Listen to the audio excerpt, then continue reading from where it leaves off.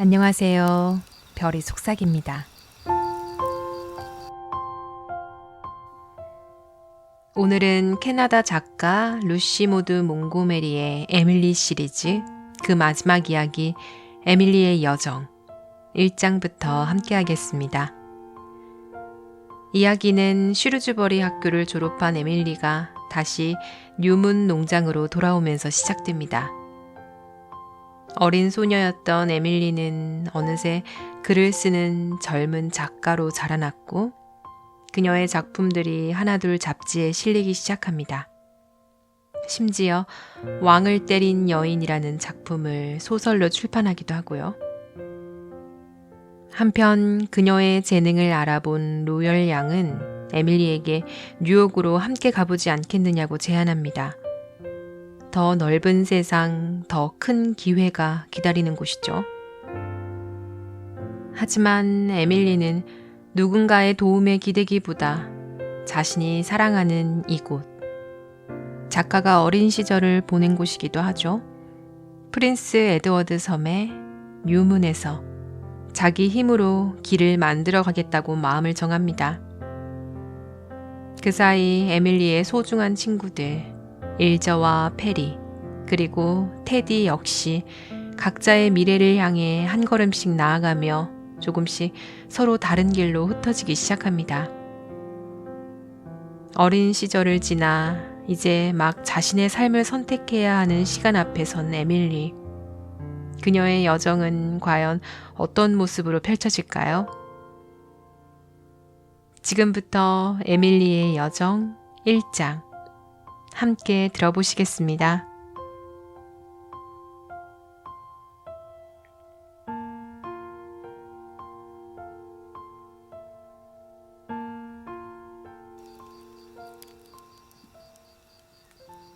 (1장)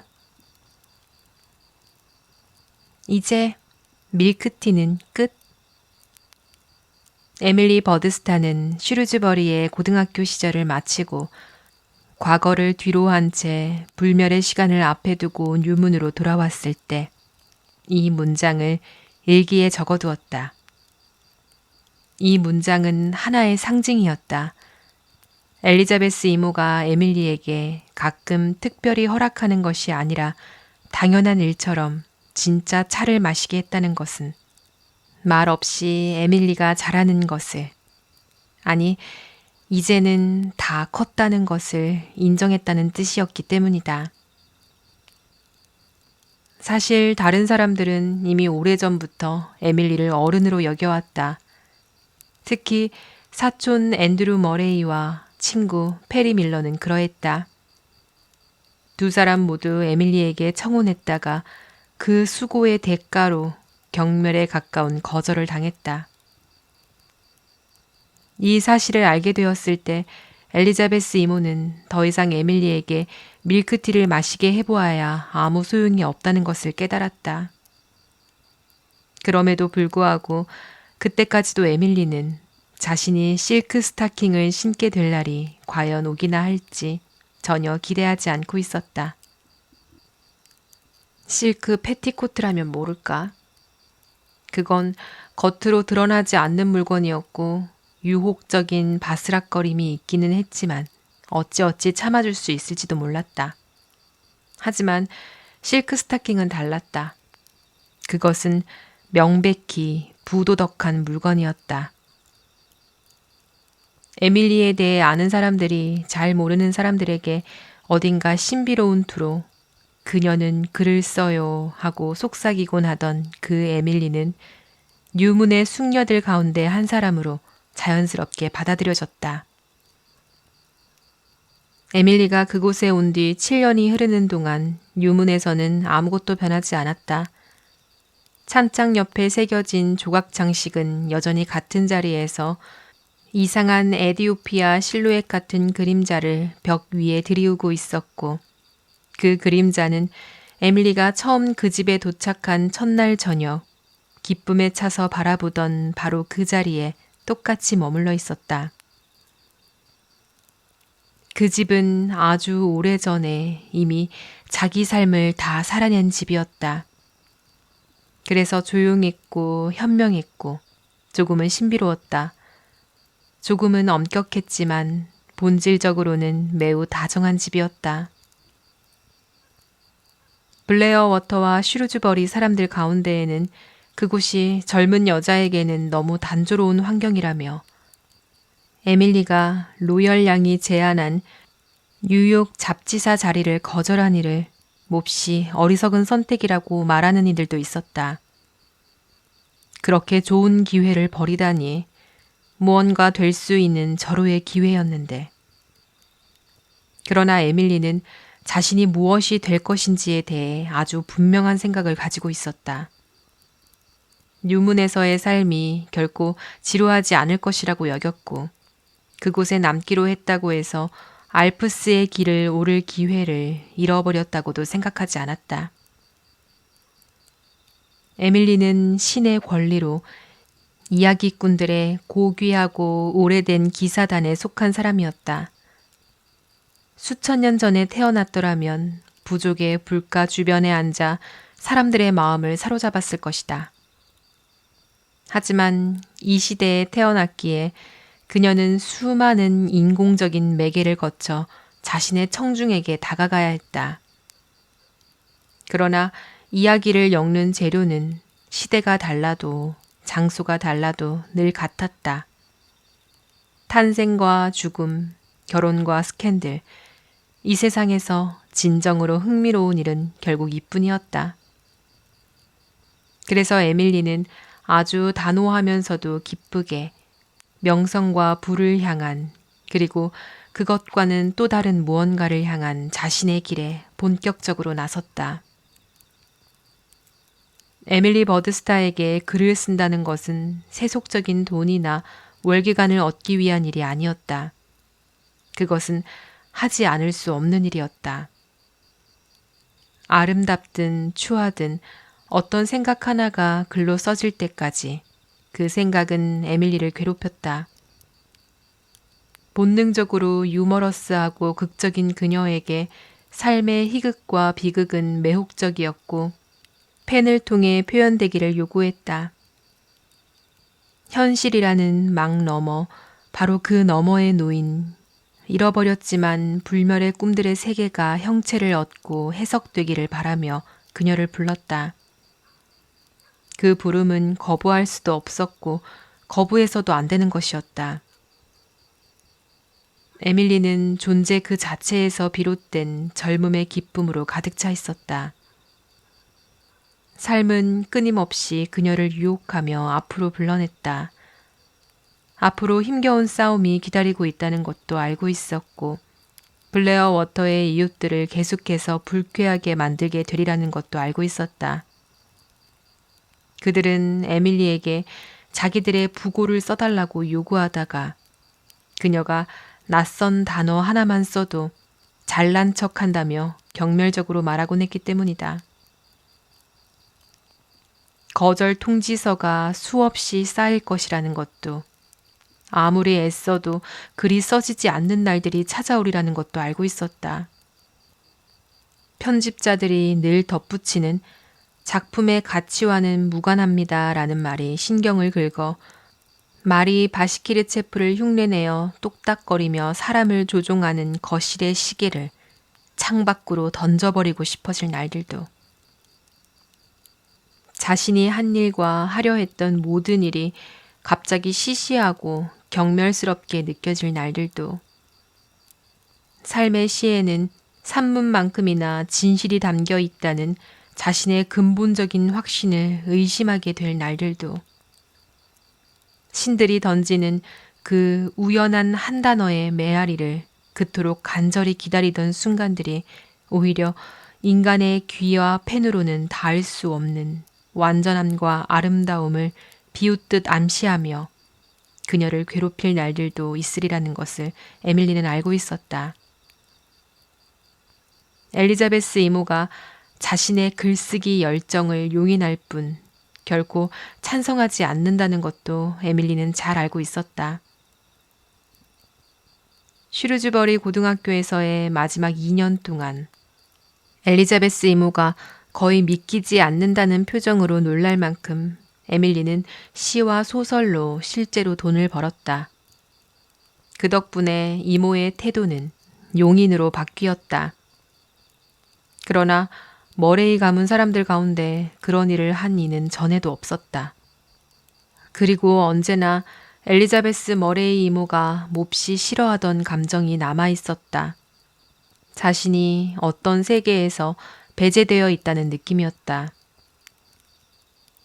엘리자베스 이모는 에밀리에게 뉴문과 블레어 워터의 세계와는 분리된 또 하나의 세계가 있다는 사실을 마음속으로 분개했다. 별처럼 넓고 끝없는 왕국. 에밀리가 원하면 언제든 들어갈 수 있지만 아무리 단호하고 의심 많은 이모라도 따라갈 수 없는 세계였다.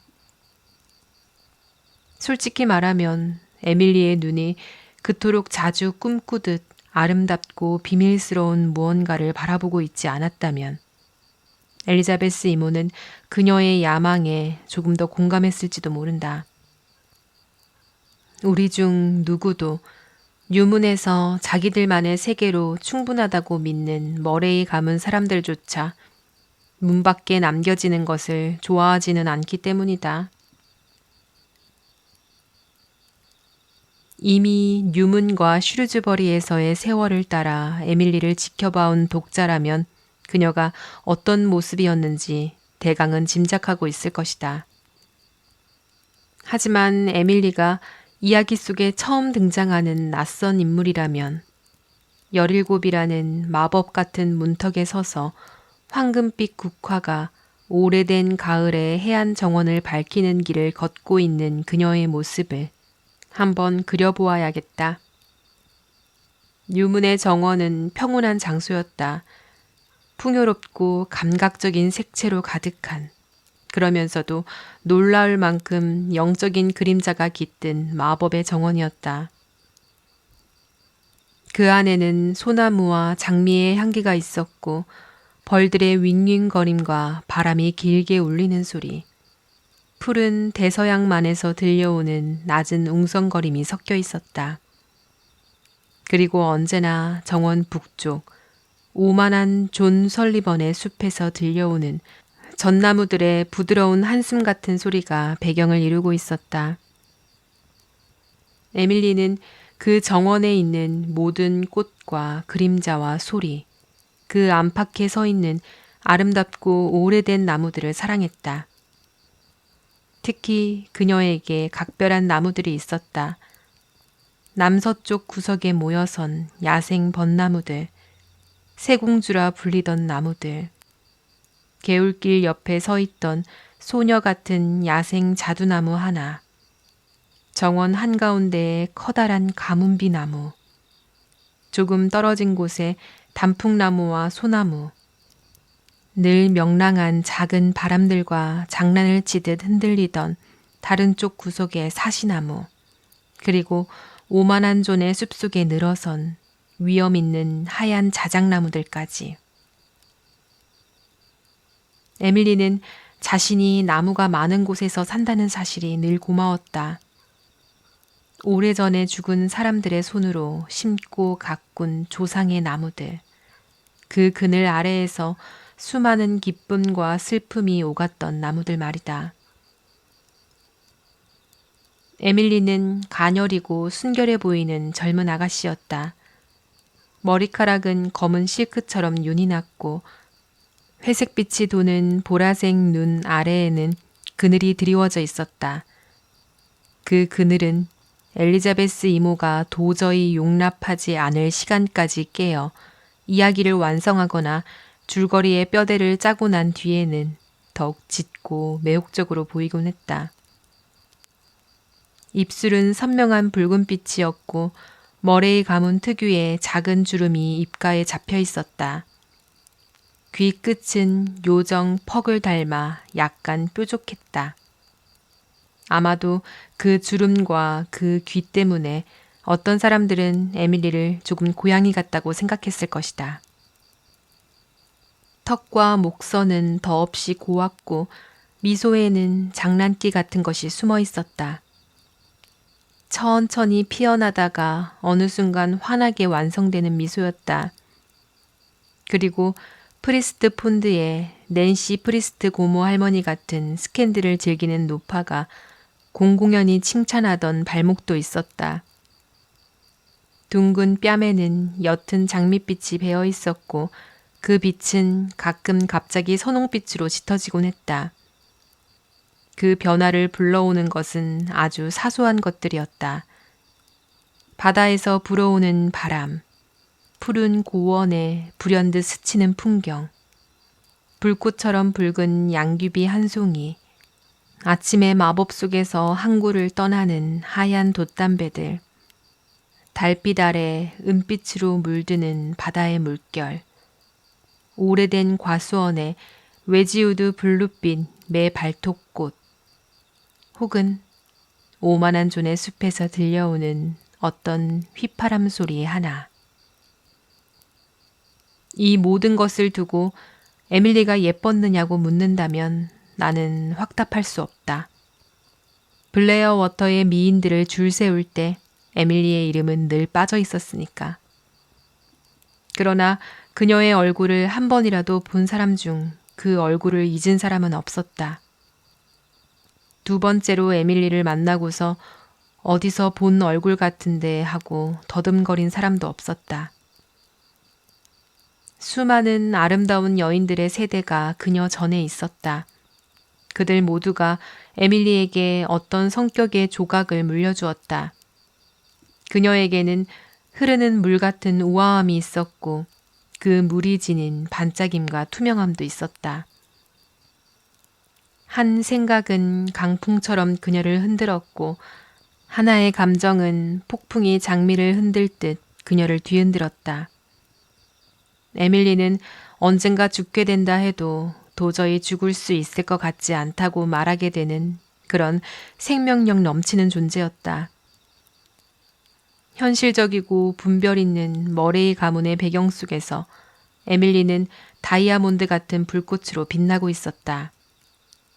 많은 사람들이 그녀를 좋아했고 많은 사람들이 그녀를 싫어했다. 그러나 그녀에게 완전히 무관심한 사람은 아무도 없었다. 아주 어릴 적 메이우드의 작고 오래된 집에서 아버지와 함께 살던 시절, 에밀리는 무지개의 끝을 찾아 길을 나선 적이 있었다. 비에 젖은 들판과 언덕을 넘어 희망에 차서 기대에 부풀어 달려갔다. 그러나 달리는 사이 그 찬란한 무지개는 희미해졌고 이내 사라지고 말았다. 에밀리는 낯선 골짜기에 혼자 남았고 집이 어느 쪽에 있는지도 확신할 수 없었다. 잠시 입술이 떨리고 눈에 눈물이 고였다. 그러나 곧 에밀리는 고개를 들고 빈 하늘을 향해 당당하게 미소 지었다. 무지개는 또 나타날 거야. 그녀는 그렇게 말했다. 에밀리는 무지개를 쫓는 사람이었다. 유문에서의 삶은 변해 있었다. 에밀리는 그 변화에 자신을 맞추어야 했다. 어느 정도의 고독은 피할 수 없는 것으로 받아들여야 했다. 일접 언니는 7년 동안 함께한 엉뚱하고도 충실한 단짝이었지만 몬트리올의 문예창작 학교로 가버렸다. 두 소녀는 소녀 시절다운 눈물과 맹세 속에서 헤어졌다. 다시는 예전과 똑같은 자리에서 만나지 못하리라는 것을 서로 어렴풋이 느끼면서 아무리 부인하려 해도 친구들이 아주 가까운 친구일수록 어쩌면 더더욱 이별 뒤에 다시 만나면 변화의 냉기가 크든 작든 반드시 스며들기 마련이다. 서로가 더는 예전과 같지 않다는 것을 알게 된다. 그것은 자연스럽고 피할 수 없는 일이다. 인간의 본성은 늘 성장하거나 퇴보할 뿐 결코 멈춰서 있지 않기 때문이다. 그럼에도 불구하고 아무리 철학적으로 이해하려 해도 우리는 친구가 더 이상 그리고 앞으로도 결코 예전 그대로일 수 없다는 사실을 깨닫는 순간 조금의 당혹스러운 실망을 억누르지 못한다. 그 변화가 더 나은 방향이라 해도 말이다. 에밀리는 경험 대신 직감이 채워주는 이상한 감각으로 일저보다 먼저 이 사실을 느꼈다. 그리고 어떤 의미에서는 뉴문과 슈르즈버리 시절의 일저에게 영원한 작별을 고하고 있다는 것도. 페리 밀러 역시 떠나 있었다. 한때 뉴문의 고용인 소년이었고 슈르즈버리 고등학교의 메달 수상자였으며 비록 거절당했지만 완전히 희망을 버리지는 않은 에밀리의 구혼자였고 일저의 분노를 자주 한몸에 받던 그 페리 말이다. 페리는 샬럿타운의 에이블씨 사무실에서 법률을 공부하고 있었고 반짝이는 여러 법조계 목표를 분명히 바라보고 있었다. 페리에게는 무지개의 끝도 신화 속 황금 단지도 필요 없었다.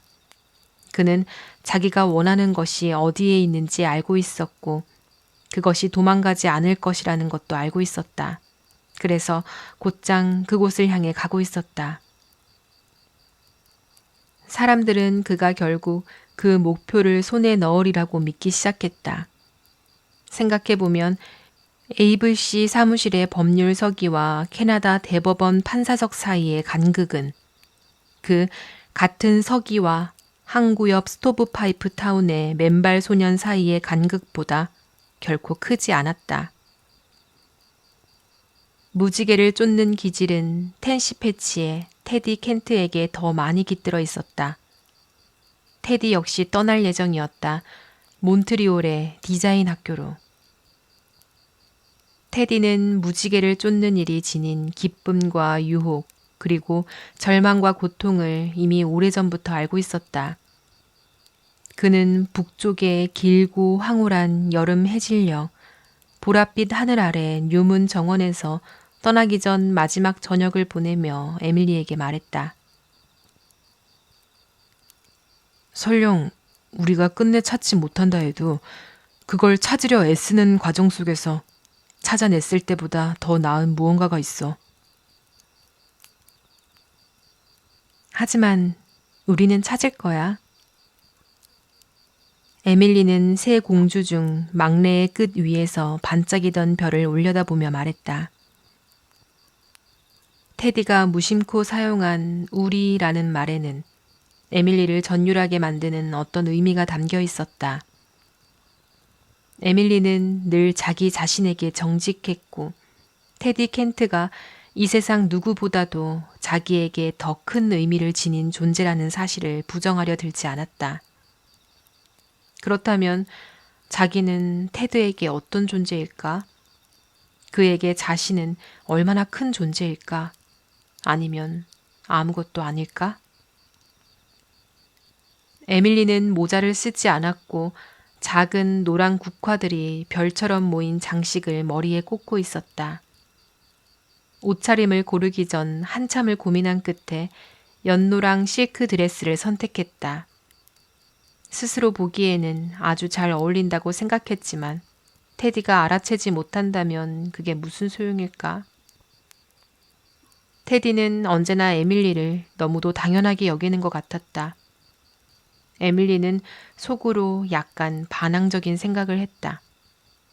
딘 프리스트라면 분명 눈치채고 은근한 칭찬을 건넸을 텐데. 잘 모르겠어. 테디는 회색 고양이 다프를 우울하게 노려보며 말했다. 다프는 덤불 속에서 스스로가 잠복한 호랑이라도 된 듯 걷고 있었다.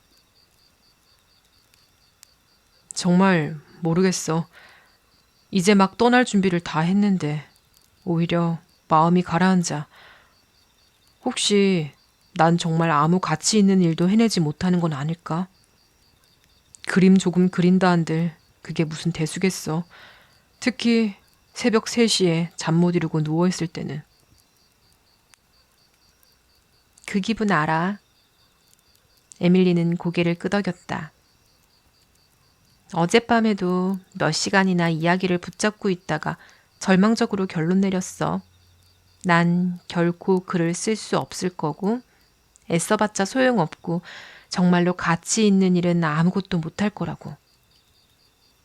그런 생각으로 잠자리에 들었고 베개를 눈물로 적셨어. 새벽 3시에 깼을 땐 울 힘조차 없더라. 눈물도 웃음도 야망도 모두 어리석게 느껴졌어. 희망도 믿음도 완전히 바닥난 상태였지. 그러고 나서 차갑고 잿빛인 새벽에 일어나 새 이야기를 쓰기 시작했어. 새벽 3시의 감정이 네 영혼을 흐리게 두지 마. 문제는 매일 밤 새벽 3시가 온다는 거야. 테디가 말했다. 그 불경한 시간만 되면 무언가를 너무 간절히 원할수록 결코 얻지 못할 거라는 확신이 들어. 그리고 내가 정말 간절히 원하는 게 2가지나 있거든. 하나는 물론 위대한 화가가 되는 거야. 난 내가 겁쟁이라고 생각해 본 적 없었는데 지금은 무서워. 만약 실패하면? 모두가 나를 비웃겠지. 어머니는 그럴 줄 알았다고 말할 거야. 사실 어머니는 내가 떠나는 걸 몹시 싫어하시거든. 가서 실패하느니 차라리 가지 않는 게 나을지도 몰라. 아니야, 그렇지 않아. 에밀리는 열정적으로 말했다. 그러면서도 테디가 말한 다른 하나가 무엇일지 속으로 궁금해했다. 우리 아빠는 돌아가시던 밤에 나에게 아무것도 두려워하지 말라고 하셨어. 그리고 에머슨이 그런 말 하지 않았어? 늘 네가 두려워하는 일을 하라 라고. 에머슨은 두려워할 일이 다 끝난 뒤에 그 말을 했을 거야. 갑옷을 벗은 다음엔 누구나 용감해질 수 있지. 난 네가 해낼 거라고 믿어, 테디. 에밀리는 부드럽게 말했다. 그래, 넌 믿어주지. 그리고 카펜터 선생님도. 정말로 날 믿는 사람은 2사람뿐이야. 일저조차 페리가 집에 베이컨을 가지고 돌아올 가능성이 크다고 생각해. 하지만 넌 베이컨을 쫓는 게 아니잖아. 넌 무지개의 황금을 쫓고 있어. 만약 그걸 찾지 못해서 널 실망시킨다면 그게 가장 견디기 힘들 거야. 넌 실패하지 않아. 저 별 좀 봐, 테디. 막내 공주 위에 있는 저 별. 검은 고 자리에 베가야. 난 그 별이 제일 좋아. 별들 중에서 가장 사랑해. 기억해? 아주 오래전 너와 일저와 내가 과수원에 앉아있을 때 지미 삼촌이 돼지 감자를 삶던 저녁마다 넌 우리에게 그 별에 대한 멋진 이야기를 들려줬어.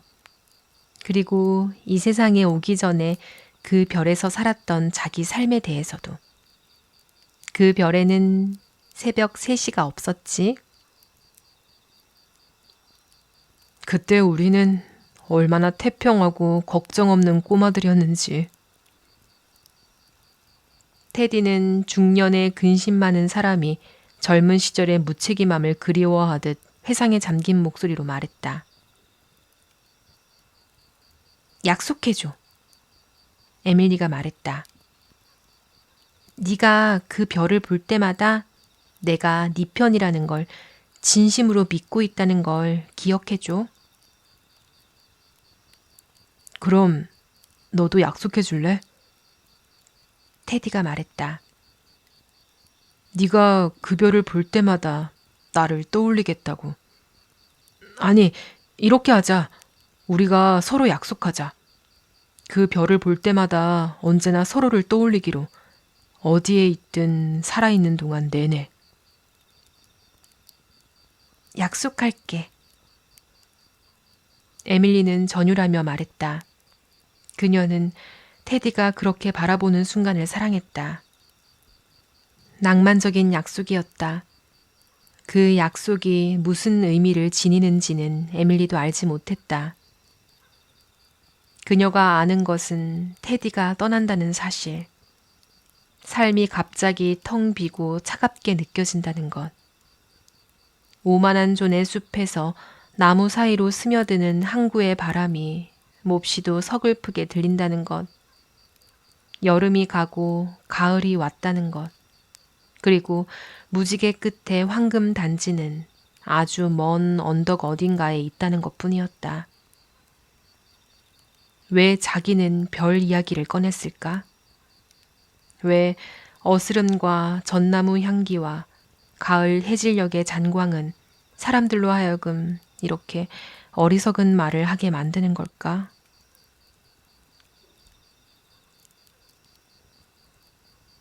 2장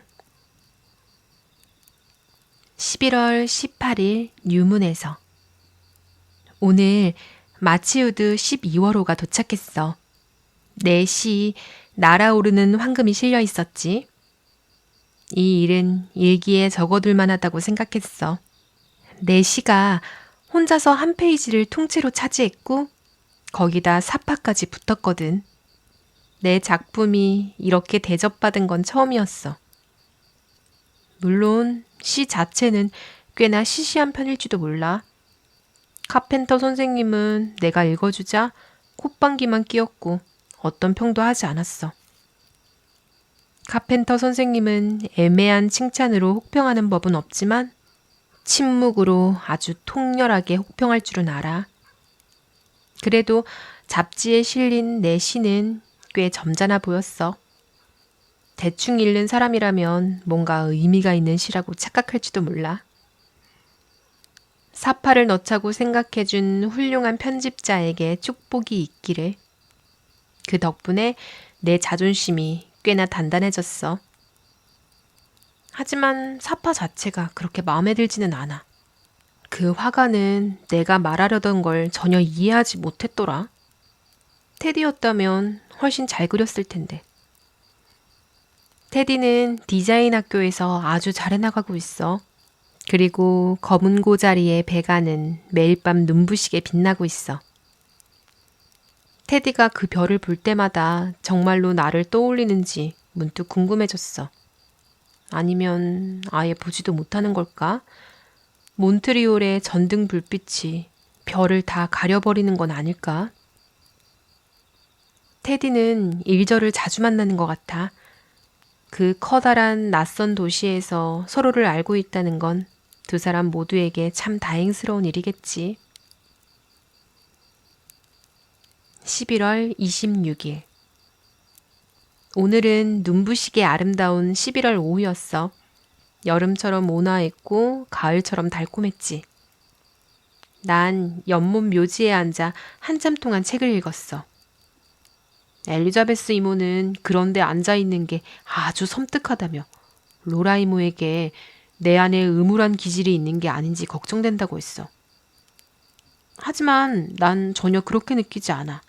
그곳은 아주 아름다운 장소야. 블레어 워터 쪽에서 야생의 달콤한 향기들이 이리저리 떠도는 바람을 타고 늘 흘러들어오거든. 무덤들이 사방에 있고 그 위로 서리가 내려앉은 고사리들이 흩뿌려진 작은 초록 언덕들이 보이는 곳인데 그렇게 조용하고 평화로울 수가 없어. 그곳에는 우리 집안의 남자들과 여자들이 잠들어 있어. 승리했던 사람들, 패배했던 사람들. 하지만 지금에 와서는 그들의 승리와 패배가 모두 하나가 되었지. 난 그곳에 있으면 지나치게 들뜨지도 지나치게 가라앉지도 않아. 모든 일에서 쏘는 맛도 씁쓸한 맛도 사라져버려. 난 아주 오래된 붉은 사암 묘비들을 좋아해. 특히 메리 머레이의 묘비가 좋아. 거기에는 나는 여기 있겠다라는 문구가 새겨져 있는데 그 문장 속에는 남편이 평생 품어온 숨겨진 증오가 몽땅 담겨 있는 것 같거든. 그의 무덤은 그녀의 바로 옆에 있고 난 두 사람이 아주 오래전에 서로를 용서했을 거라고 확신해. 어쩌면 달 없는 어두운 밤에 가끔 돌아와 그 문구를 바라보다가 같이 웃고 있을지도 몰라. 그 글자는 이제 작은 이끼들 때문에 조금 흐려졌어. 지미 삼촌은 그걸 긁어내는 일을 포기했지. 언젠가는 이끼가 완전히 덮어서 그 문구는 오래된 붉은 돌 위에 남은 초록과 붉은빛, 은빛의 번짐 같은 것만 되어 있겠지. 12월 22일. 오늘은 기분 좋은 일이 있었어. 마음이 들떠 있어. 메디슨지에서 내 이야기 기소장의 결함을 받아줬어. 느낌표 4개. 느낌표를 몇 개나 붙일 만한 일이야. 확실히 그래. 카펜터 선생님만 아니었다면 이 제목을 이탈릭체로 썼을 거야. 아니, 대문자로 썼을지도 몰라. 거기는 들어가기 정말 어려운 곳이거든? 내가 그걸 모르겠어. 수없이 도전했다가 유감스럽게도 라는 말만 잔뜩 받아왔잖아. 그런데 마침내 그 문이 나에게 열렸어. 메디슨지에 실린다는 건 알프스의 길에서 어디쯤 도달했다는 분명한 신호야. 편집자는 내 이야기가 매력적이라고 말해줬어. 정말 좋은 사람이야. $50짜리 수표도 보내줬어. 이제 곧 슈루즈버리에서 루스 이모와 월리스 삼촌이 내게 써준 돈을 조금씩 갚기 시작할 수 있겠지.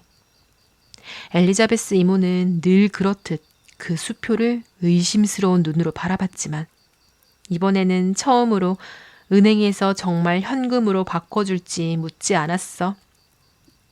로라 이모의 아름다운 푸른 눈에는 자랑스러움이 환하게 배어나왔어. 로라 이모의 눈은 정말로 미소 짓듯 환해져. 그분은 빅토리아 시대 사람이야. 에드워드 시대의 눈은 반짝이고 유혹적이고 번뜩이지만 속이 환해지는 빛은 아니야. 이상하게도 나는 그런 환한 눈이 참 좋아. 특히 내 성공을 바라보며 마음까지 환해질 때는 더더욱. 지미 삼촌은 자기 생각에 메디슨지 하나면 다른 미국 잡지 전부를 합친 것보다 값어치가 있다고 했어. 딘 프리스트는 기소장의 결함을 좋아할까? 그리고 그렇다고 말해줄까? 요즘 그는 내가 쓴 어떤 것도 칭찬해주지 않아. 그런데 나는 그가 꼭 칭찬해주길 간절히 바라고 있어. 카펜터 선생님을 제외하면 딘의 칭찬만이 정말 가치 있다고 느껴지거든. 딘은 참 이상해. 어떤 신비한 방식으로 점점 더 젊어지는 것 같아. 몇 해 전만 해도 아주 나이가 많다고 생각했는데 지금은 그저 중년처럼 느껴져. 이러다 보면 곧 젊은이가 되겠어. 아마도 내 마음이 조금씩 자라면서 그를 따라잡고 있는 거겠지. 엘리자베스 이모는 내가 딘과 친하게 지내는 걸 예전이나 지금이나 좋아하지 않아. 이모는 프리스트라는 성을 가진 사람이라면 누구에게든 분명한 반감을 가지고 있거든. 하지만 딘의 우정이 없다면 난 어떻게 지낼지 모르겠어. 그건 삶의 소금 같은 거야. 1월 15일. 오늘은 폭풍이 몰아쳤어. 어젯밤은 하얀 밤이었어. 특히 괜찮다고 생각했던 원고 4편이 모두 거절당했거든. 로열 양이 예언했던 것처럼 난 그때 뉴욕으로 같이 가지 않았던 걸 정말로 어리석은 선택이었다고 느꼈어. 아기들이 밤에 깨서 우는 게 전혀 이상하지 않아. 나도 그렇게 하고 싶을 때가 너무 많거든. 그 시간에는 모든 것이 영혼을 짓누르고 어떤 구름에도 은빛 가장자리는 없어. 난 오전 내내 우울하고 불만스러웠고 우편이 도착하기만을 유일한 구원처럼 기다렸어. 우편에는 언제나 묘한 기대와 불확실함이 있어. 무엇이 올까? 테디의 편지? 테디는 정말 사랑스러운 편지를 써. 수표가 들어있는 얇은 봉투?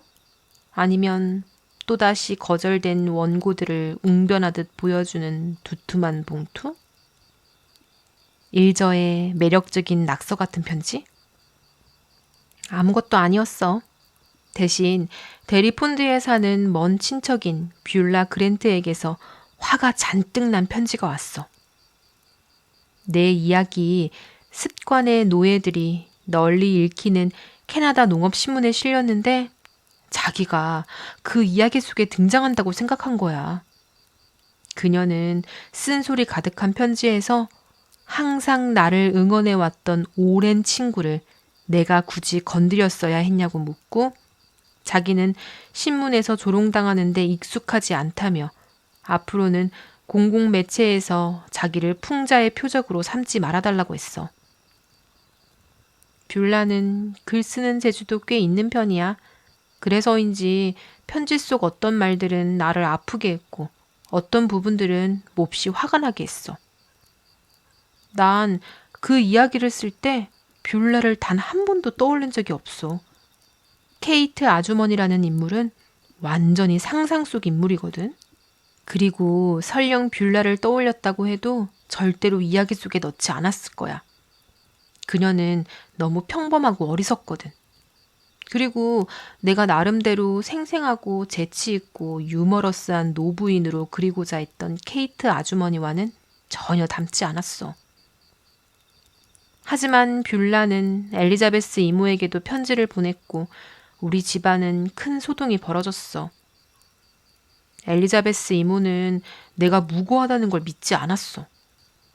케이트 아주머니가 뷰라를 있는 그대로 옮겨놓은 거라며 앞으로는 내 작품에서 친척들을 희화화하지 말아달라고 정중하게 요청했어.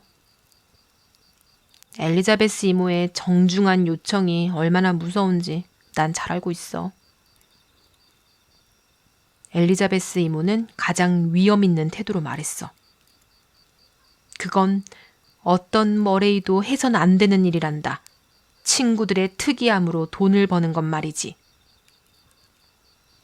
이것도 로열 양의 예언이 또 하나 들어맞은 셈이었어. 혹시 그녀가 다른 모든 것에 대해서도 옳았다면. 하지만 가장 큰 일격은 습관의 노예들을 잃고 깔깔 웃던 지미 삼촌에게서 왔어. 지미 삼촌은 귓속말했어.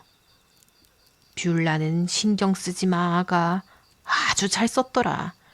케이트 아주머니에서 완전히 그 사람을 요리해 놨더구나. 한 장도 다 읽기 전에 코만 보고도 알아봤다. 아, 바로 그거였어. 난 케이트 아주머니에게 길고 축 늘어진 코를 달아주고 말았거든.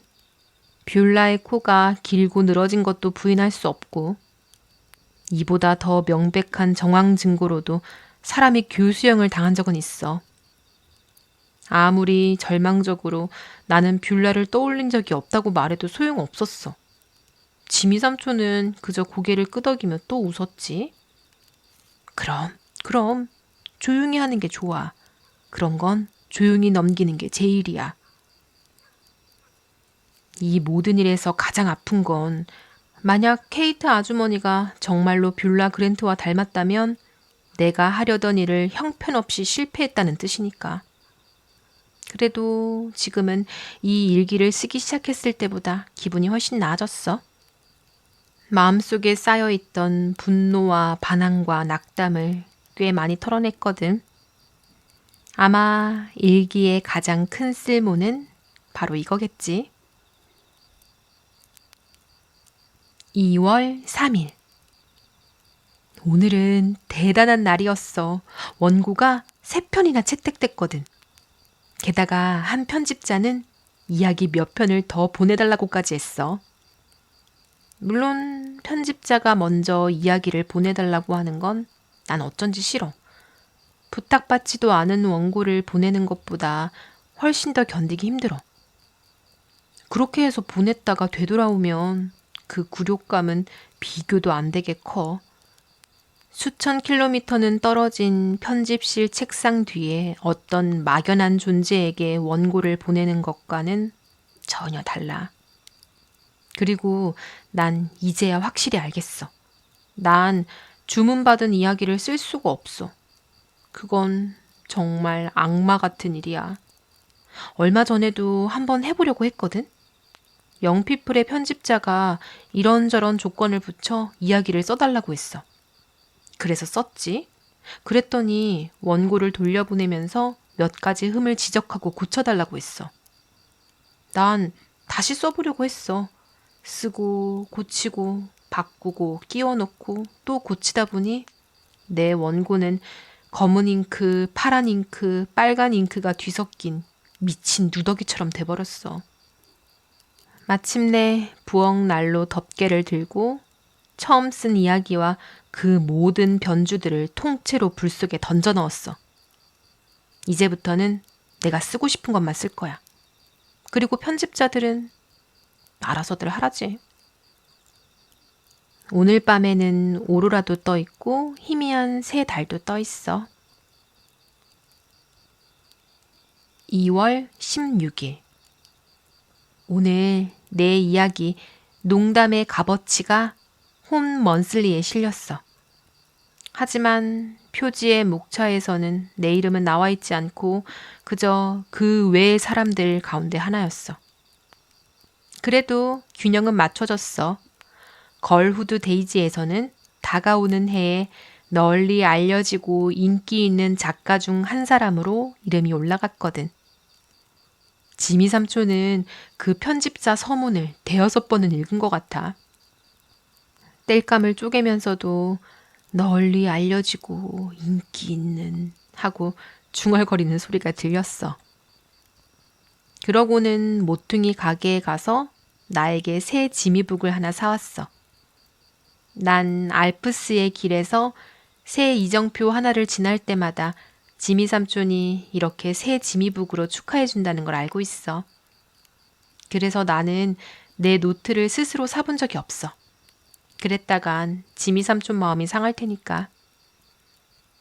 지미 삼촌은 내 책상 위에 쌓인 지미북 더미를 언제나 경외심과 존경심을 담아 바라봐.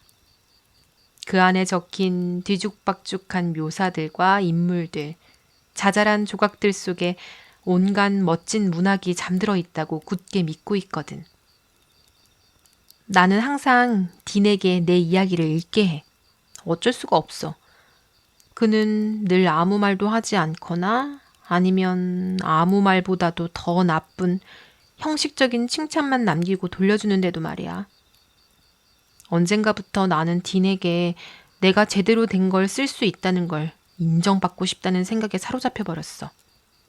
그걸 인정받는다면 그건 진정한 승리일 거야. 하지만 그가 그렇게 말해주기 전까지는, 그리고 그날이 오기 전까지는 모든 것이 재와 먼지처럼 허무해질 것 같아. 왜냐하면 그는 어떤 글이 좋은 글인지를 잘 알고 있으니까. 4월 2일. 봄 기운이 슈루즈버리의 어느 한 젊은이를 건드려 놓은 것 같아. 가끔 유문까지 찾아오는 사람이거든. 그는 머레이 가문이 탐탁치 않게 여기는 구혼자야. 그리고 더 중요한 건 에밀리 버드스타가 전혀 마음에 두지 않는 사람이라는 거지. 엘리자베스 이모는 내가 그와 함께 음악회에 다녀온 걸 알고 몹시 심기가 불편했어. 내가 집에 돌아왔을 때도 이모는 아직 잠자리에 들지 않고 기다리고 있었어. 보시다시피 도망쳐 결혼하진 않았어요, 엘리자베스 이모. 내가 말했어. 앞으로도 그러지 않을게요. 만약 누군가와 결혼하고 싶어지면 미리 말씀드리고 이모가 반대하셔도 그 사람과 결혼할 거예요.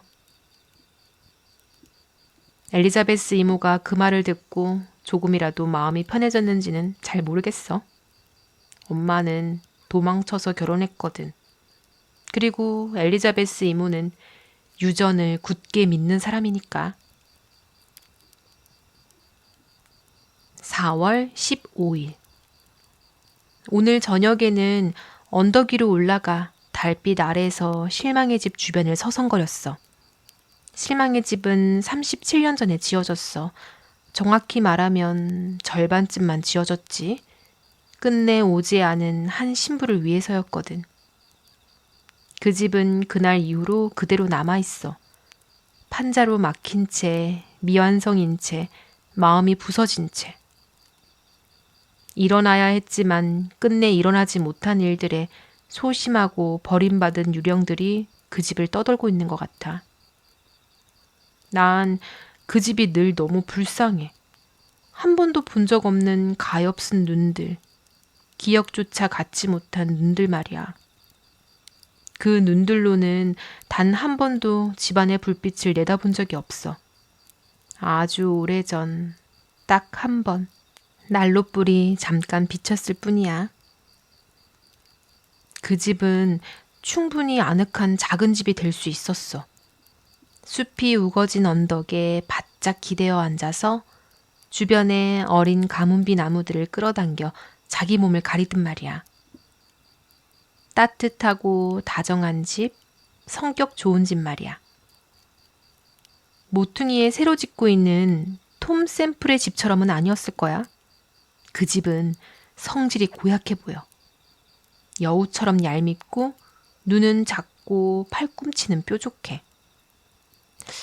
아직 사람이 살아보지도 않았는데 집이 이렇게까지 성격을 가질 수 있다는 게 참 이상해.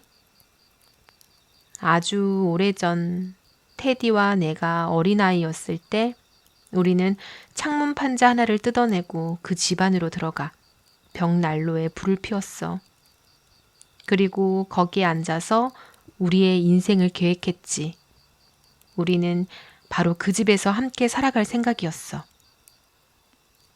테디는 그런 어린애 같은 이야기를 아마 전부 잊었겠지. 그는 편지를 자주 써. 편지는 늘 풍부하고 명랑하고 테디답지. 그리고 내가 알고 싶어하는 그의 일상적인 이야기들도 빠짐없이 적어줘. 그런데 요즘 들어 편지들이 조금은 개인적이지 않게 느껴져. 나에게 보낸 편지라기보다는 일저에게 보냈어도 똑같았을 것 같은 그런 편지들 말이야. 가엾은 작은 실망의 집. 넌 아마도 영원히 실망한 채로 남아있겠지. 5월 1일. 다시 봄이야. 황금빛으로 반짝이는 어딘가 이 세상 것이 아닌 것 같은 어린 포플러 잎들.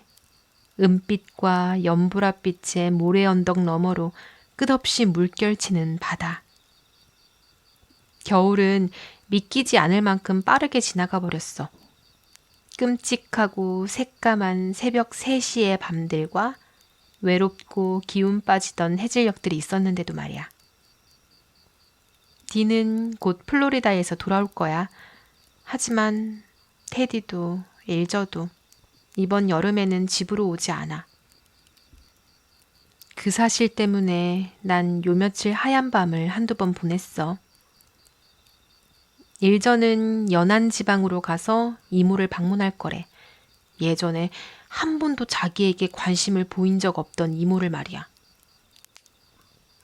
테디는 뉴욕의 한 회사에서 북서 기마경찰 이야기에 사파를 그릴 기회를 얻었어.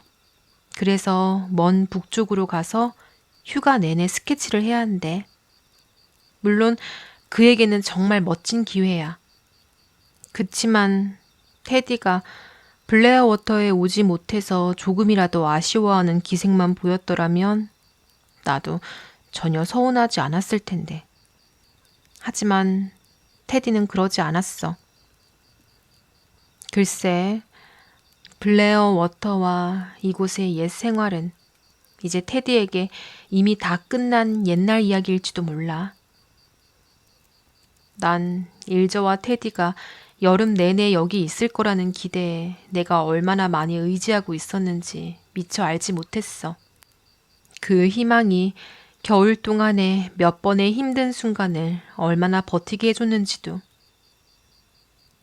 이번 여름에는 단 한 번도 오만한 존의 숲에서 테디의 신호 휘파람을 듣지 못한다는 것. 우리만 알던 길가와 개울가의 비밀스럽고 아름다운 장소에서 우연히 그를 마주칠 일도 없다는 것.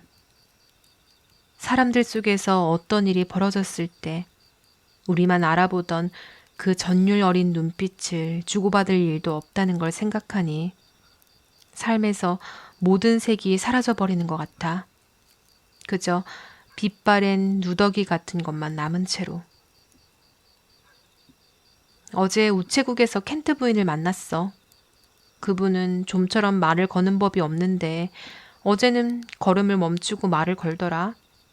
여전히 나를 몹시 싫어해. 테디가 이번 여름에는 집에 오지 않는다는 소식 들었겠지? 네, 나는 짧게 대답했어. 그녀가 돌아서며 보인 눈빛에는 묘하고 아릿한 승리감이 있었어.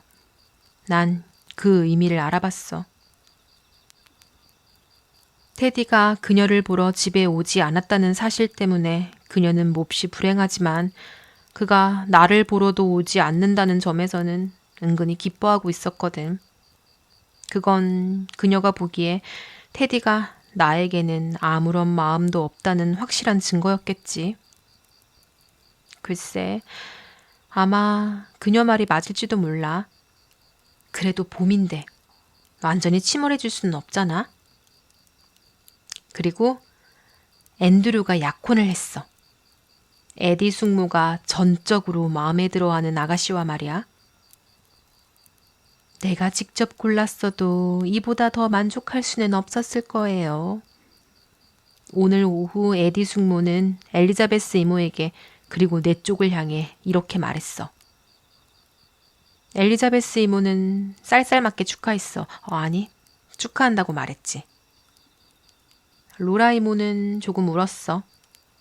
로라 이모는 아는 사람이 태어나거나 죽거나 결혼하거나 약혼하거나 오거나 떠나거나 첫 투표를 하러 가기만 해도 늘 조금은 우시거든. 로라 이모는 실망도 조금 한 것 같아. 앤드류는 나에게 참으로 안전한 남편이었을 테니까. 다시 한번 말해두자면 앤드류에게는 다이너마이트 같은 건 전혀 없으니까.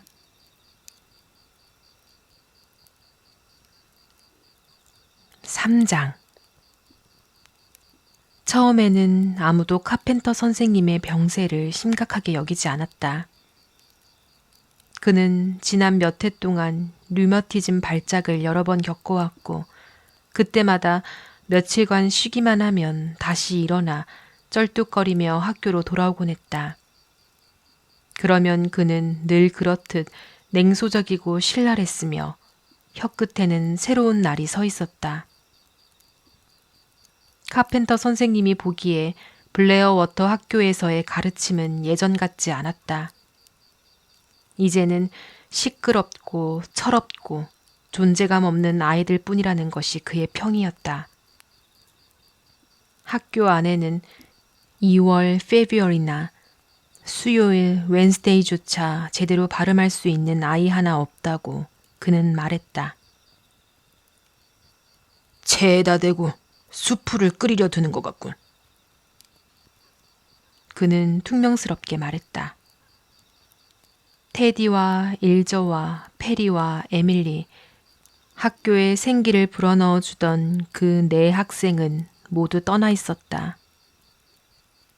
어쩌면 카펜터 선생님은 모든 것에 조금 지쳐 있었는지도 몰랐다. 그는 나이로만 보면 그리 늙지 않았지만 젊은 시절의 방탕한 생활로 이미 몸의 대부분을 태워버린 사람이었다. 그의 아내였던 작고 소심하고 빛이 바랜 듯한 여인은 지난 가을 조용히 세상을 떠났다. 그녀는 카펜터 선생님에게 그다지 중요해 보인 적이 없었지만 그녀의 장래 이후로 그는 눈에 띄게 쇠약해졌다. 학생들은 그의 날카로운 혀와 잦아진 분노 발작을 두려워했다. 학교 이사진들은 학년이 끝나면 새 교사를 들여야 하지 않겠느냐며 고개를 흔들기 시작했다. 카펜터 선생님의 병은 늘 그렇듯 류머티즘 발작으로 시작되었다. 그러다 심장에 문제가 생겼다. 끝까지 의사를 부르지 않겠다고 버티는 그를 찾아간 닥터 번니는 심각한 표정을 지었고 살고자 하는 의지의 결핍이라는 의미심장한 말을 에둘러 꺼냈다. 데리폰드에 사는 루이자 드러먼드 아주머니가 간호를 하러 왔다. 카펜터 선생님은 이 일에 불길할 만큼 체념한 태도로 응했다. 마치 이제는 아무것도 중요하지 않다는 듯이. 마음대로들 하시오. 양심이 편해진다면 그 여자가 이리저리 돌아다녀도 상관없어. 날 가만히만 두면 뭘 하든 신경 안 쓰겠소. 밥을 먹여주는 것도 과잉 보살핌도 필요 없고 침대보도 갈지 말게. 다만 저 머리카락은 도저히 못 견디겠어. 너무 곧고 반질거려. 뭐라도 좀 하라고 전해. 그리고 왜 저 사람 코는 늘 추운 것처럼 보이는 건지 모르겠군. 에밀리는 매일 저녁 잠시라도 그의 곁에 앉기 위해 찾아갔다.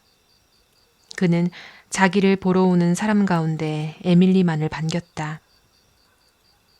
말수는 많지 않았지만 그는 몇 분에 한 번씩 눈을 떠 에밀리와 서로 아는 체 하는 교묘한 미소를 주고받는 것을 좋아했다. 마치 두 사람만 아는 훌륭한 농담을 두고 함께 웃고 있는 것처럼. 루이자 아주머니는 이 미소의 의미를 도무지 이해할 수 없었고 그래서 마음에 들어 하지도 않았다. 그녀는 상당한 모성애를 지닌 마음씨 좋은 사람이었지만 환자의 이 명랑하고 요정 같은 임종의 미소 앞에서는 완전히 갈피를 잡지 못했다. 그녀는 카펜터 선생님이 불멸의 영혼에 대해 좀 생각해보는 편이 훨씬 낫지 않을까 여겼다. 그는 교회 신자도 아니지 않은가. 목사가 찾아오는 것조차 허락하지 않았다. 그런데도 에밀리스타는 올 때마다 환영받았다. 루이자 아주머니는 이 에밀리스타에 대해 은근한 의심을 품고 있었다. 글을 쓴다지 않았던가? 자기 어머니 쪽 먼 사촌을 몸이며 뼈며 이야기 속에 그대로 넣지 않았던가? 아마도 이 늙은 이교도의 임종에서 소재를 찾고 있는 게 분명하리라. 그렇지 않고서야 이토록 관심을 보일 리 없었다. 루이자 아주머니는 이 수상한 아가씨를 유심히 바라보았다. 에밀리가 자기를 이야기 속에 넣지 않기를 바랄 뿐이었다. 오랫동안 에밀리는 이곳이 카펜터 선생님의 임종의 자리라는 걸 믿으려 하지 않았다. 그가 그렇게까지 아플 리 없다고 생각했다. 고통을 호소하지도 않았고 불평도 하지 않았다. 날씨만 따뜻해지면 괜찮아질 거라고 스스로에게 되풀이해 말하며 그 말을 믿게 만들었다. 블레어 워터에서의 삶을 카펜터 선생님 없이 상상하는 일은 그녀에게 불가능했다. 5월의 어느 저녁 카펜터 선생님은 한결 나아 보였다. 눈에는 예전의 풍자적인 불꽃이 번뜩였고 목소리에는 옛 울림이 되살아났다. 그는 루이자 아주머니를 놀렸고 그녀는 그의 농담을 한 번도 이해한 적이 없었지만 기독교적인 인내로 묵묵히 견뎠다. 아픈 사람은 맞춰줘야 하는 법이니까. 그는 에밀리에게 우스운 이야기를 하나 들려주었고 둘은 함께 웃었다. 천장이 낮은 작은 방 안에 웃음소리가 가득 울렸다. 루이자 아주머니는 고개를 저었다. 그녀가 모르는 일도 많았지만 자신이 평생 익혀온 아마추어 간호의 세계에서는 이런 갑작스런 회복이 결코 좋은 징조가 아니라는 걸 알고 있었다. 스코틀랜드 사람들의 말로 하자면 그는 폐이한 상태, 즉 죽음 직전의 흥분 상태였다. 경험이 없던 에밀리는 이를 알지 못했다. 그녀는 카펜터 선생님이 차도를 보였다는 사실에 기뻐하며 집으로 돌아갔다. 곧 완전히 나을 것이다. 다시 학교로 돌아와 학생들을 호통치고 낡은 고전을 읽으며 길을 성큼성큼 걷고 예전처럼 날카로운 유머로 자기 원고를 비평해 줄 것이다. 에밀리는 기뻤다. 카펜터 선생님은 그녀가 잃을 수 없는 친구였기 때문이다. 엘리자베스 이모가 새벽 2시에 에밀리를 깨웠다. 카펜터 선생님이 에밀리를 찾고 있다는 연락이 와 있었다. 선생님 상태가 더 나빠졌나요? 에밀리는 조각 기둥이 달린 높은 검은 침대에서 급히 내려오며 물었다. 임종이야. 엘리자베스 이모는 짧게 말했다.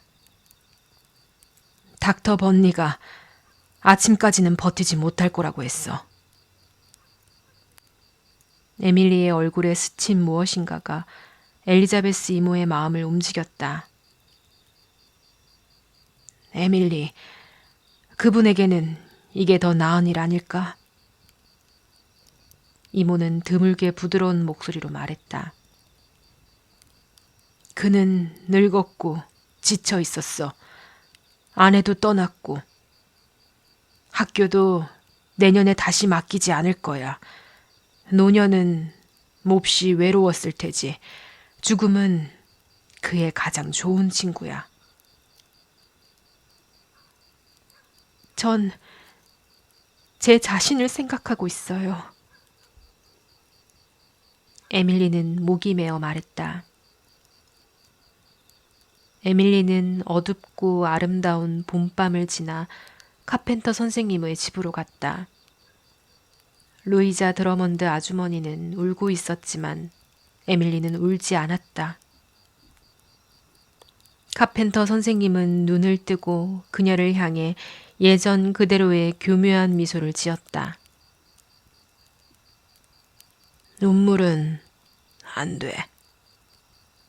그는 중얼거렸다. 내 임종 자리에서는 눈물을 금지하겠네. 루이자 드러먼드가 부엌에서 우는 것으로 좋게. 그렇게라도 해야 돈값을 하지. 이제 나한테는 더 해줄 게 없어. 제가 할 수 있는 일은 없나요? 에밀리가 물었다. 그냥 내가 볼 수 있게 여기 앉아 있어줘. 그게 전부야. 혼자 떠나는 건 싫거든. 혼자 죽는다는 생각은 늘 마음에 들지 않았어. 부엌에 내가 죽기만 기다리는 늙은 족제비들이 몇이나 있지? 루이자 아주머니와 엘리자베스 이모뿐이에요. 에밀리는 미소를 참지 못하며 말했다. 말을 많이 안 해도 신경 쓰지 마. 평생 말은 다 했어. 이제 숨이 남아있지 않아. 하지만 바라는 게 있다면 네가 여기 있어주면 좋겠어.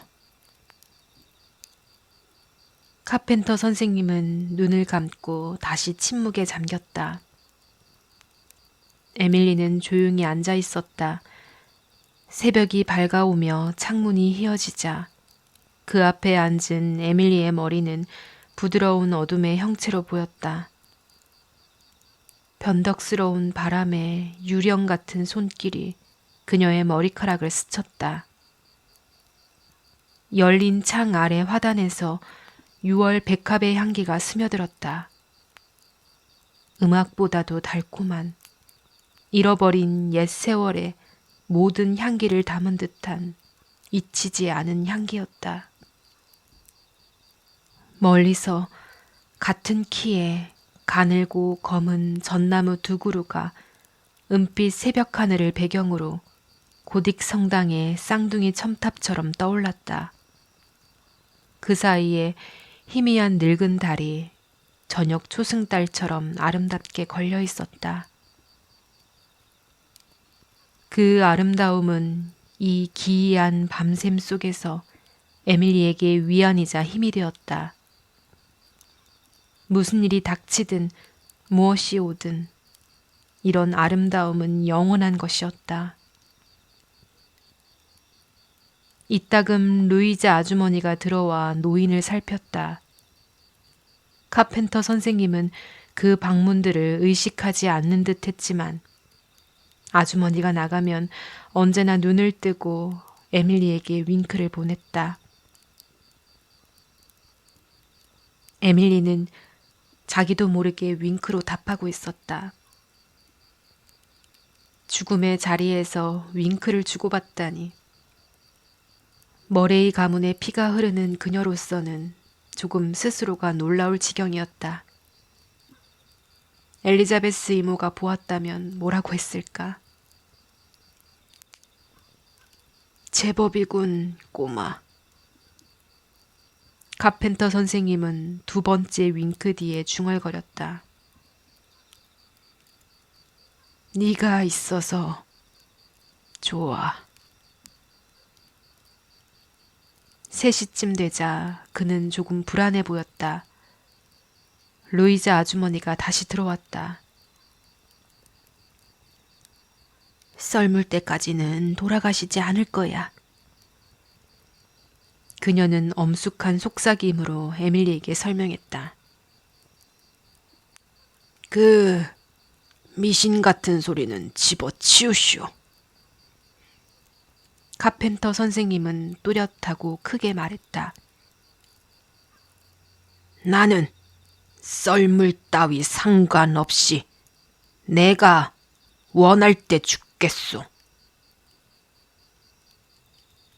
겁에 질린 루이자 아주머니는 그가 정신이 혼미하다고 에밀리에게 변명하며 급히 나갔다.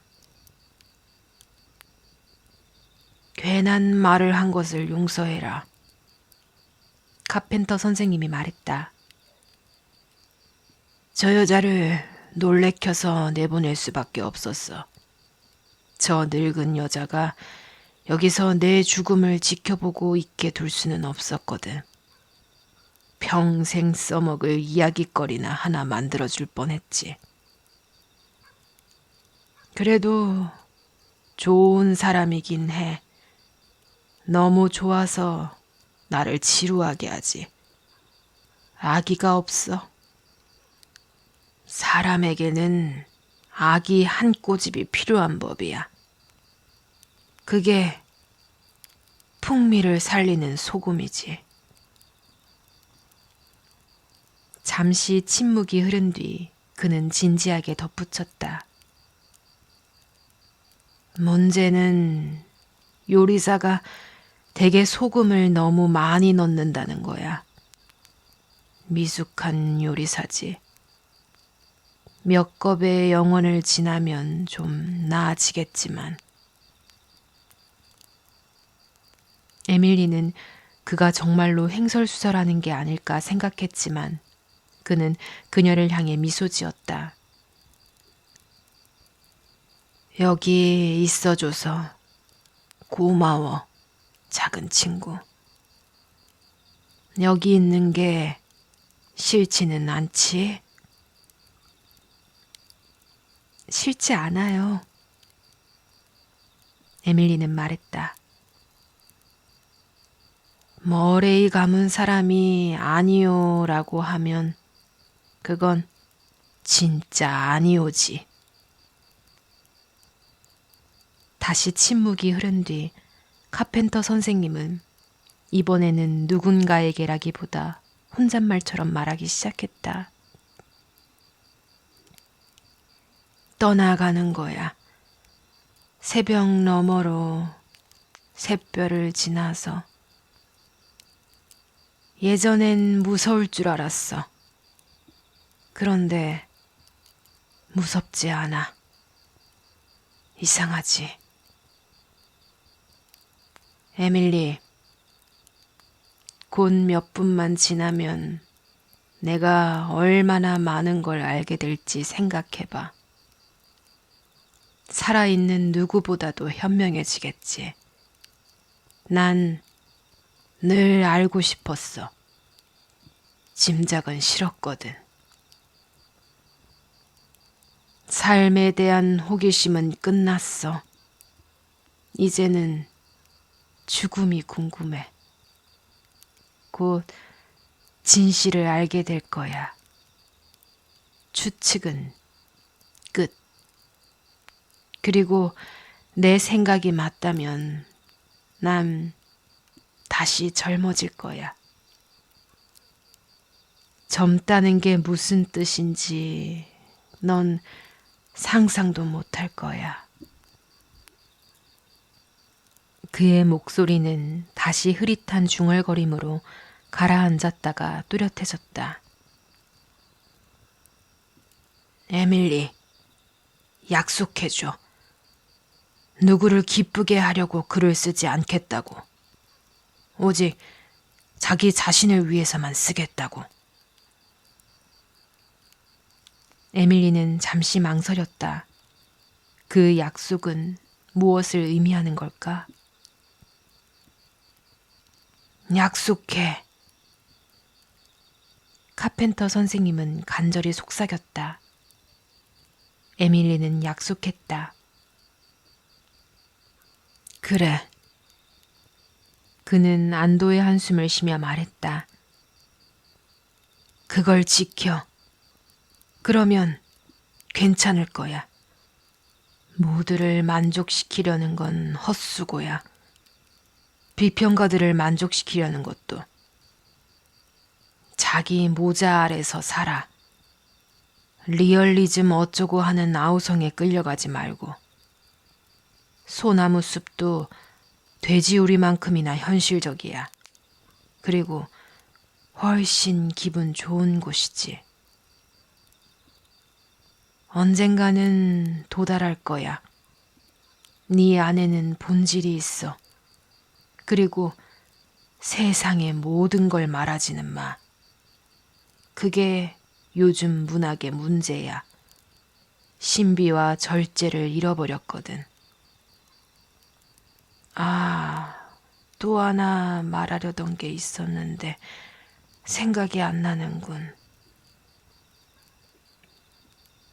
무리하지 마세요. 에밀리는 부드럽게 말했다. 피곤해지면 안 돼요. 피곤하지 않아. 피곤함은 이미 끝났어. 나는 죽고 있고 실패자야. 쥐처럼 가난하지. 그래도 에밀리, 꽤 흥미로운 인생이었어. 카펜터 선생님은 눈을 감았다. 너무나 죽은 사람처럼 보여 에밀리는 본능적으로 움찔했다. 그는 창백한 손을 들었다. 아니, 그 여자를 부르지 마. 그 우는 여자는 다시 부르지 말고 그냥 너만 있어줘. 유문의 작은 에밀리, 영리한 아이 에밀리. 내가 뭐라고 말하려 했더라. 그 아이에게. 잠시 뒤 그는 눈을 뜨고 크고 뚜렷한 목소리로 말했다. 문을 열어. 문을 열어다오. 죽음을 기다리게 해선 안 돼. 에밀리는 작은 문으로 달려가 활짝 열었다. 회색 바다에 강한 바람이 쓸려 들어왔다. 루이자 아주머니가 부엌에서 달려 들어왔다. 조수가 빠지고 있어. 그 흐름을 타고 떠나는 거야. 가셨어. 완전히는 아니었다. 에밀리가 몸을 굽히자 날카롭고 거칠게 갈색인 눈이 마지막으로 떠올랐다. 카펜터 선생님은 윙크를 시도했지만 끝내 이루지 못했다. 아, 생각났다. 그는 속삭였다. 주의해라. 이텔릭체를. 말끝에 장난기 어린 웃음이 있었을까. 루이자 아주머니는 그랬다고 늘 주장했다. 불경한 늙은 카펜터 선생님은 웃으며 죽었다는 것이다. 이탈리아인가에 대해 무슨 말을 하면서. 물론 정신이 혼미했을 뿐이었다. 하지만 루이자 아주머니는 그 죽음이 몹시 교훈적이지 못했다고 늘 느꼈다. 그런 임종을 자주 겪지 않아 다행이라고 여겼다. 에밀리는 정신없이 집으로 돌아와 자기 방에서 늙은 친구를 위해 울었다. 그는 얼마나 기계에 있는 영혼이었던가. 그늘 속으로 아니면 빛 속으로 들어가면서도 웃음과 농담을 놓지 않았으니. 카펜터 선생님에게 결점이 없었던 것은 아니지만 비겁한 만큼은 그의 일부가 아니었다. 그가 떠난 지금 자신의 세계가 이전보다 훨씬 더 차가워질 것임을 에밀리는 알고 있었다. 유문을 어둠 속에서 떠났던 일이 아득한 옛날처럼 느껴졌다. 그리고 자기 안에서 어떤 예감 같은 것이 속삭였다. 삶의 길 위에서 하나의 갈림길에 도달했다는 느낌이었다. 카펜터 선생님의 죽음은 에밀리의 삶에 겉으로 드러나는 변화를 가져오지는 않을 터였다. 그럼에도 불구하고 그것은 하나의 이정표였다. 훗날 되돌아보며 이렇게 말할 수 있는 그런 지점이었다.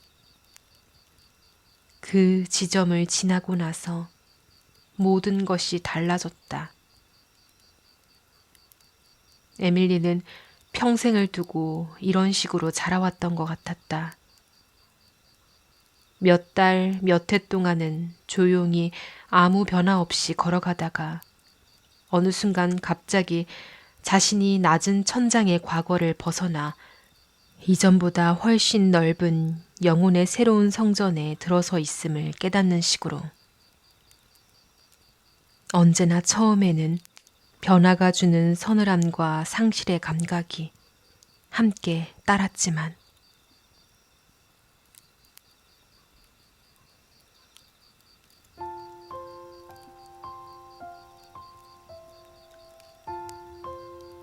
지금까지 에밀리의 여정 3장까지 함께 들어보셨습니다. 오늘 이야기를 읽으면서 저도 몇 번이나 목이 메어서 잠시 멈추어야 했는데요. 에밀리에게 카펜터 선생님은 참 특별한 사람이었죠. 에밀리의 글을 처음으로 제대로 알아봐 주었고, 글을 쓰는 사람으로서 무엇을 조심해야 하는지 차근차근 가르쳐 주었던 분이었습니다. 에밀리에게는 세상에서 가장 진짜 선생님이었을지도 모르겠네요. 그런데 그 카펜터 선생님이 세상을 떠나게 되었죠. 선생님은 두려움을 두려워하기보다는 오히려 담담하게 받아들이는 모습이었습니다. 삶에 대한 호기심은 이제 끝났어. 이제는 죽음이 무엇인지 알고 싶구나. 곧 그 진실을 알게 되겠지. 그 말을 읽는 순간 참 묘한 울림이 마음에 남았습니다. 그리고 마지막 순간까지도 선생님다운 한마디를 했죠. 에밀리, 주의해라. 이텔릭체를. 참 그 말이 카펜터 선생님답죠. 마지막까지도 재치가 있고 그리고 에밀리에게 글을 쓰는 사람으로서의 태도를 가르쳐주고 싶었던 마음 그게 느껴지네요. 카펜터 선생님은 에밀리가 작가로 성장하는 데 있어서 아주 중요한 길잡이였습니다. 이제 선생님의 죽음은 단순한 이별이 아니라 에밀리의 삶에서 또 하나의 이정표가 되겠죠. 이제 에밀리는 누군가의 가르침을 받는 소녀에서 벗어나 스스로 길을 찾아가야 하는 진짜 작가의 길 앞에 서게 됩니다. 선생님이 남긴 말들과 마음은 아마 앞으로도 오래도록 에밀리의 글 속에 그리고 에밀리의 삶 속에 조용히 살아있지 않을까 생각해 봅니다. 오늘 이야기가 좋으셨다면 구독과 좋아요로 함께 해주세요. 오늘도 함께 해주셔서 고맙습니다.